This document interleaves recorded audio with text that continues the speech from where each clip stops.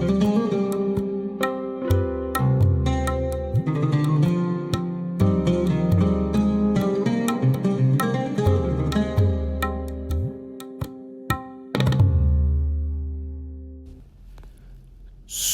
पे कमंद, हसन जावेद और मोहसिन जुल्फ़िकार की लिखी हुई ये किताब दरअसल दास्तां है उनकी जिन्होंने जुल्मत की तवील रातों में इल्म, जिद्दोजहद और अवामी हुकूक की मशल को रोशन रखा। पिछले हफ्ते हमने आपकी मुलाकात महराज मोहम्मद खान साहब से करवाई। आज हम आपकी मुलाकात एक ऐसी हमा जोहत शख्सियत से करवा रहे हैं कि जिनको तुलबा तहरीक का बानी कहा जाए तो बेजा ना होगा। वो हैं डॉक्टर सैयद मोहम्मद सरवर। कुदरत ने उनको दराज कद दिया था, लेकिन वो अपने कद से ज़्यादा दराज कामत साबित हुए।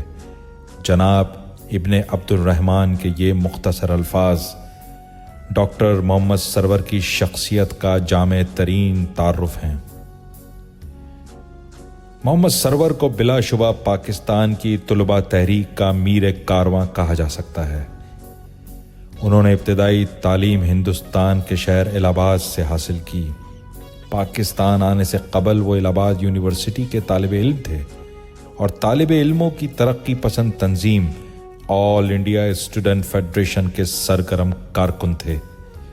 वो सन 48 में कुछ दोस्तों के हमरा सिर्फ सैरो तफरी की गर्ज से कराची आए, लेकिन उसकी जुल्फों के असीर होकर यहीं मुस्तकिल रहने का इरादा करके उसी साल डाउ मेडिकल कॉलेज में बगर्ज तालीम दाखिल हुए।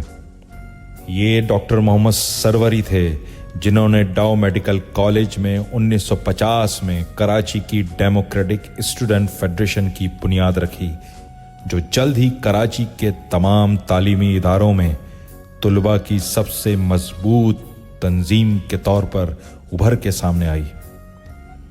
DSF के क़याम में जिन तालिब इल्मों ने बिल्कुल शुरू में मोहम्मद सरवर का साथ दिया, उनमें रहमान अली हाशमी, हारून अहमद, आसिफ अली हमीदी, यूसुफ अली, अय्यूब मिर्ज़ा, आसिफ जाफरी, मंजूर अहमद, सैयद मोहम्मद नसीम, सलीम आसमी, अदीबुल हसन रिजवी, मजहर सईद, ख्वाजा मोइन अहमद, जैन अलवी, इकबाल अलवी, गालिब लोधी वगैरह के नाम बहुत नुमायां थे।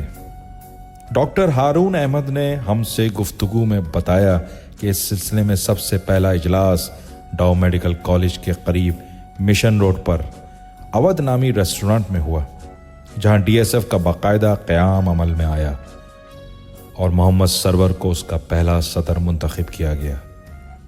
DSF के पार्टी से ताल्लुक़ के बारे में मुख्तलिफ आरा का इजहार किया जा चुका है, लेकिन ये बात एतमाद से कही जा सकती है कि उसके बानी अरकान में मुतअद्दिद अफराद बशमूल मोहम्मद सरवर का ताल्लुक़ किसी न किसी सतह पर पार्टी से था और तंजीम का क़याम पार्टी की खामोश रहनुमाई में ही अमल में आया। हाँ, ये ज़रूर है कि DSF को अपनी फैसला साजी में मुकम्मल खुद मुख्तारी हासिल थी। DSF की सतह पर पार्टी से मुंसलिक अरकान पार्टी की राय और तजावीज़ के हक़ में राय हमवार करने की ज़रूर कोशिश करते थे, लेकिन फैसले मुकम्मल जमहूरी अंदाज में तंजीम के अंदर ही होते थे, जिसके बायस बाज़ मौक़ों पर पार्टी की सिफारिशात के बरक्स भी फैसले होते थे जिन पर जमहूरी रूह के मुताबिक अमल होता था। इसकी एक मिसाल डॉक्टर हारून अहमद ने हमसे गुफ्तगू में बयान की कि किस तरह एक मौके पर डाउ मेडिकल कॉलेज स्टूडेंट यूनियन के इंतखाबात में DSF ने पार्टी के तजवीज़ करदा उम्मीदवार डॉक्टर अय्यूब मिर्ज़ा के मुकाबले में अब्दुल रऊफ नामी एक ऐसे उम्मीदवार को सदारत के ओहदे के लिए टिकट दिया जिसका पार्टी से बराह रास्त कोई ताल्लुक नहीं था। यहाँ ये जिक्र करना ज़रूरी है कि DSF के नाम से पहली तुलबा तंजीम पार्टी की ही रहनुमाई में सन 48 में पंजाब में कायम की गई थी और आबिद हसन मंटो, ایوب مرزا، زہیر نقوی، رضا کاظمی وغیرہ اس کے بانی ارکان میں شامل تھے، لیکن یہ اتنی مقبولیت حاصل نہ کر سکی، جبکہ بعد میں کراچی میں قائم ہونے والی ڈی ایس ایف کو نہ صرف کراچی میں مقبول ترین طلباء تنظیم کی حیثیت حاصل ہوئی، بلکہ جنوری سن 53 کی تاریخی تحریک کے بعد اس کو ملک گیر شہرت بھی حاصل ہوئی۔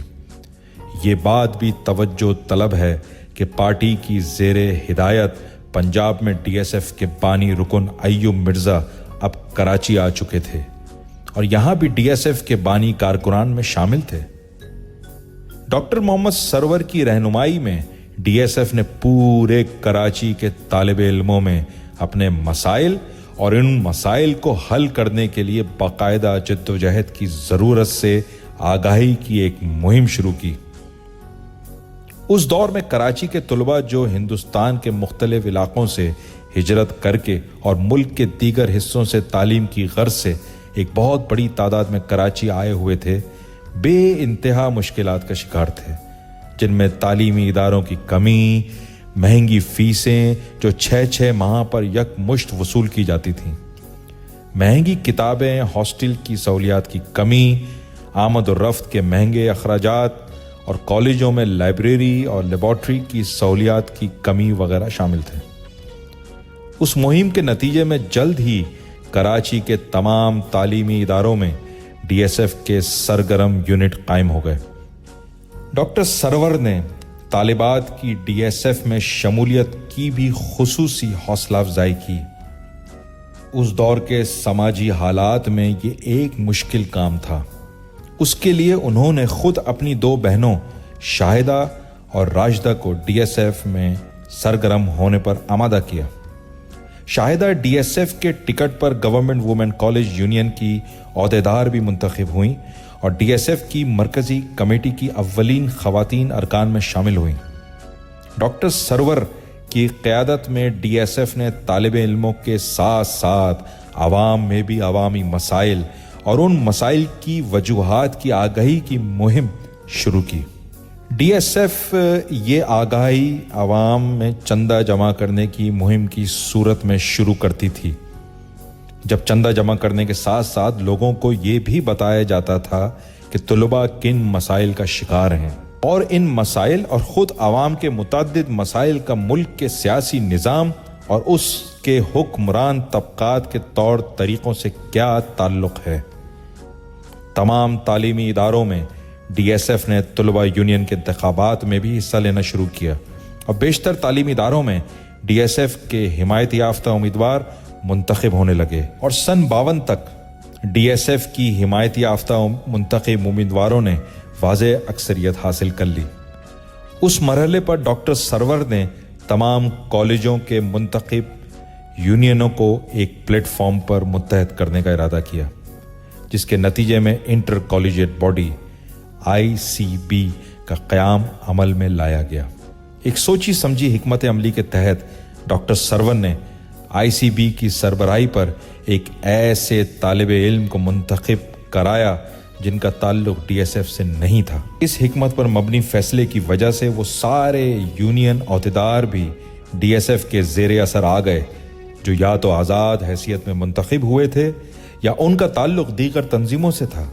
ان تنظیمی کامیابیوں کے بعد ڈاکٹر سرور اور ان کے ساتھیوں کی رائے میں وہ مرحلہ آ گیا تھا کہ طلباء کے مسائل کے حل کے لیے ایک باقاعدہ جدوجہد کا آغاز کیا جائے۔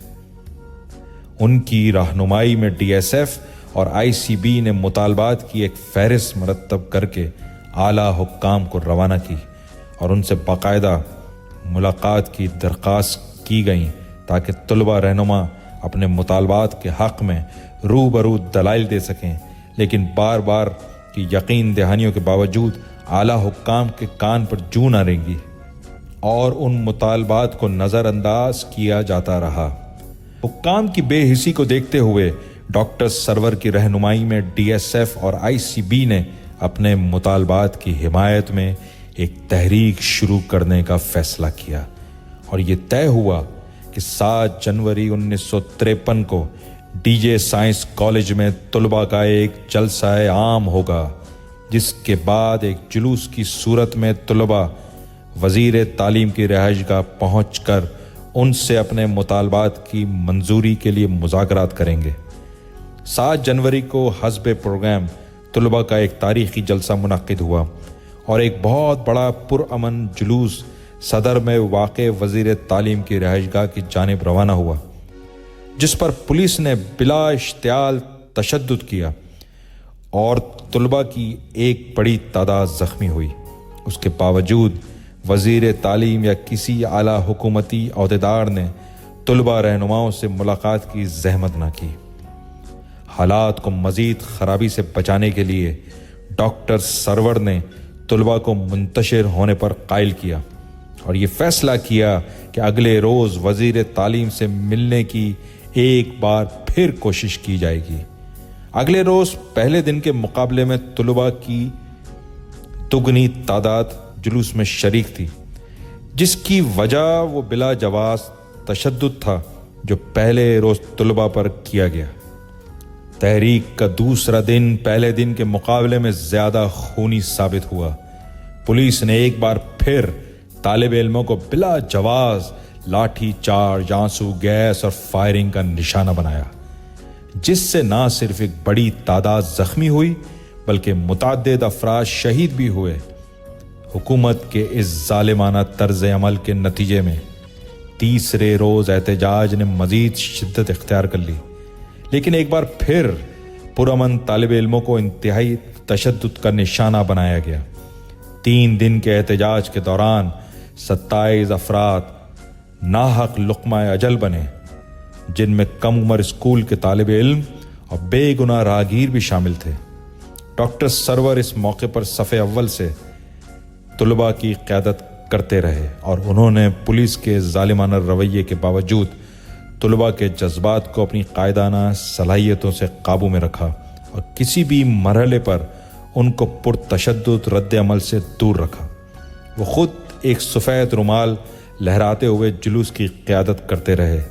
یہ سفید رومال طالب علموں کے پرامن رویے کی علامت تھا۔ صرف ایک موقع ایسا آیا کہ کچھ شرپسند افراد نے وزیر داخلہ کی کار کو آگ لگا دی۔ بعد کی اطلاعات کے مطابق یہ افراد اسلامی جمعیت طلباء کے ارکان تھے جو اس طرح انتشار اور افراتفری پھیلانا چاہتے تھے تاکہ اس کا الزام DSF کے سر رکھا جا سکے۔ ڈاکٹر سرور اس خطرے کو بھانپتے ہوئے فوراً موقع پر پہنچے اور نہ صرف طلباء کی صفوں میں نظم و ضبط بحال کیا بلکہ ان بے گناہ افراد کو بھی رہا کروایا جنہیں پولیس نے آگ لگانے کے الزام میں گرفتار کر لیا تھا۔ تحریک کے دوران ایک مرحلے پر خود ڈاکٹر سرور اور ICP کے چیئرمین مرزا کاظم کو پولیس نے گرفتار کر لیا، لیکن طلباء کے پرزور احتجاج پر انہیں 2 گھنٹے بعد ہی رہا کرنا پڑا۔ حکومت کے ظلم و تشدد کی خبریں پورے ملک میں پھیل گئیں اور کراچی سے ڈھاکہ تک کراچی کے مظلوم طلباء کی حمایت میں احتجاجی مظاہروں کی ایک لہر شروع ہو گئی۔ حکومت کو جلد ہی حالات کی نزاکت کا احساس ہوا اور خود وزیر اعظم خواجہ ناظم الدین نے ICB کے ایک وفد سے ملاقات کی اور طلباء مطالبات کی منظوری دی۔ اس تاریخی تحریک نے DSF کی شہرت پورے ملک میں پھیلا دی۔ اس مرحلے پر ڈاکٹر سرور نے یہ فیصلہ کیا کہ پورے ملک کے طالب علموں میں پھیلنے والی اس آگاہی اور جوش و خروش کو منظم کر کے ایک ملک کی طلباء تنظیم قائم کی جائے۔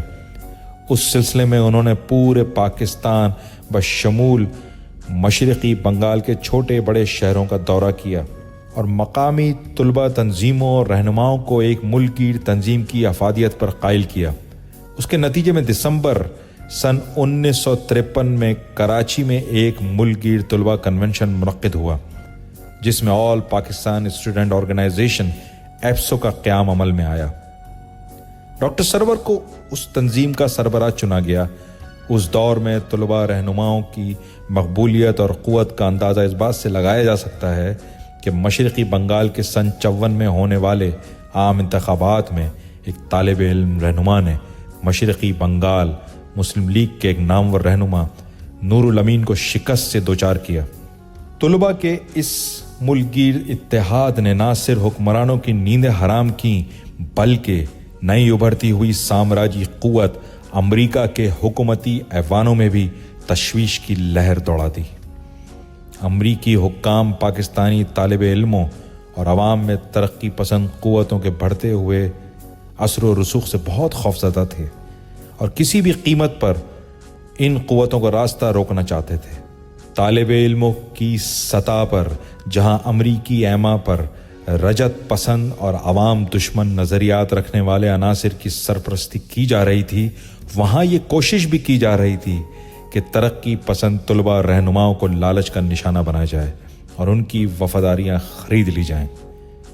डॉक्टर सरवर को भी ऐसी कोशिशों का निशाना बनाया गया और हुकूमत की जानिब से शोफर समेत गाड़ियाँ उनके घर भेजी गईं कि वो आमद और रफ्त के लिए उसको इस्तेमाल करें। डॉक्टर सरवर ने ऐसी तरगीबात को हिकारत से मुस्तरद किया और पहले की तरह बसों में सफ़र करने पर ही फ़ख्र महसूस किया। एक और मौके पर हुकूमत नवाज हारून ख़ानदान ने ये पेशकश की कि वो हारून ख़ानदान के सरबराह के हमरा एक जश्न फ़तह के जुलूस की क़यादत करें। डॉक्टर सरवर ने इस तजवीज़ नुमा तरकीब को बिला ताख़ीर मुस्करा कर मुस्तरद कर दिया। कुछ तालिब इल्म रहनुमाओं को वजीफ़े देकर यूरोप और अमेरिका भेजने की पेशकश भी की गई। सन 54 में पाकिस्तान के ग़ुलाम ज़हनियत रखने वाले हुक्मरानों ने अमेरिका की बाकायदा ग़ुलामी इख्तियार करने का फ़ैसला किया और अमेरिका की सरबराही में मुआहदा बगदाद में पाकिस्तान शामिल हो गया। ये पाकिस्तान में अवाम दोस्त सियासी कारकुनों पर जुल्म और सितम का एक दौर का नुक्ता आगाज़ था।